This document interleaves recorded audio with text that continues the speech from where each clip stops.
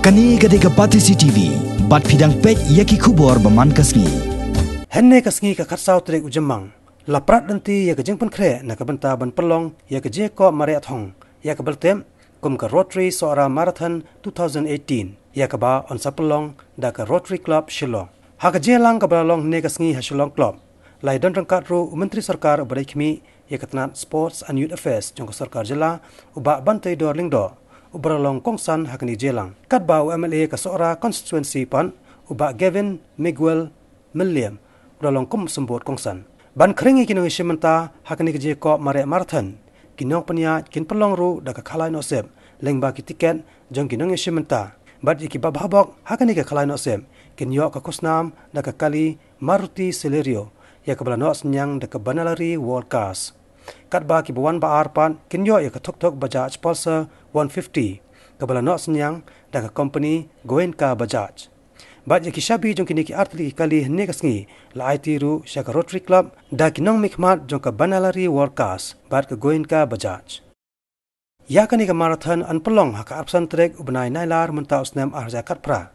Komisi benta ban ajerap iki kena skol kasnong sites open hakaliang ki kot kisla ki plus skol bat ki janjri kopslam bat haka jokopor ban kenteru ya ka kamila kai sport lengba ka skill development program ha bakran hakinong pathai khobor hne kasngi kinong ilam jong ka Rotary Club Shillong bakan top yu chairman jong ka marathon committee u Kailash Verma u president kani ka club u Amit Sharma u secretary u Lieutenant Colonel Vikas Bajpai bat u director jong kani ka ji ko marathon u James Perry Kilaong bakathong jong ka Rotary Club Shillong halor ka jing pelong ye kani ka jing mare marathon hakasnong sora kabalong kasnong ka bujur slaptam hakapertai kalong banyo perung hakalimka Book of Records nalor baka jela Meghalaya kadai ka balaju pensa nam teng ya ka kerteng jongka banyo rung haki World Records baper hakisnem balalen kanang ban ailat ye borok kinong snong ka jela bat naki weide ki jela jong ka doba India bakan top naki jakasor bat ki than nong kandong hakani ka marathon ka Rotary Club of Shillong kala pleru ya ka website bakarpang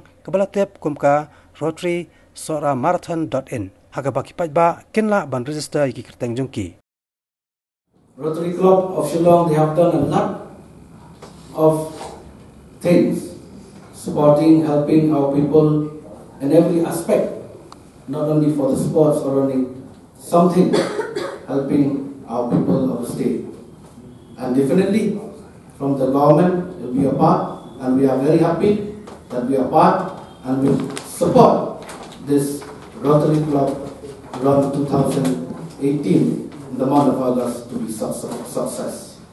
And will be definitely from our side, if you need a manpower, the government will be there, and at the same time and will be meeting again, maybe 1 or 2 times officially to organize properly this Sora Marathon organized by the Rotary Club will be success. On behalf of the government, I stand here as being a Minister of Sports to be there and to be with you for this Marathon 2018. The people of our state, they love sports, and the people of Meghalaya, everybody, I think all over the country, they know it's a rock capital.